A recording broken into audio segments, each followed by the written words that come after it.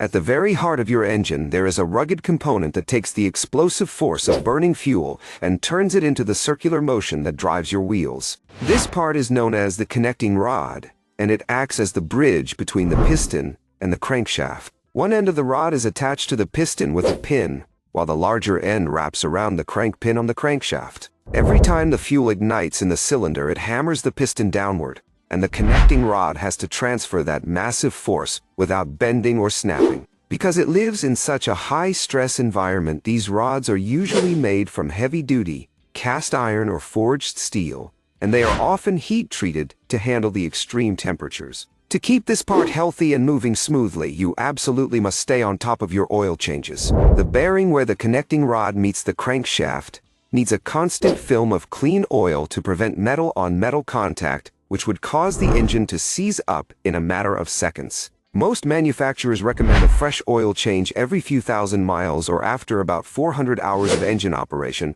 to ensure the connecting rod bearings do not wear down. If you ever hear a rhythmic knocking sound coming from deep inside the engine, it is often a sign that a connecting rod has become loose or damaged, which is a serious issue that requires immediate attention. Taking care of your internal engine components through regular maintenance is the best way to avoid a catastrophic failure and keep your vehicle running strong for the long haul. It is a simple part with a huge responsibility, and it is a testament to how durable modern engine designs have become over the years.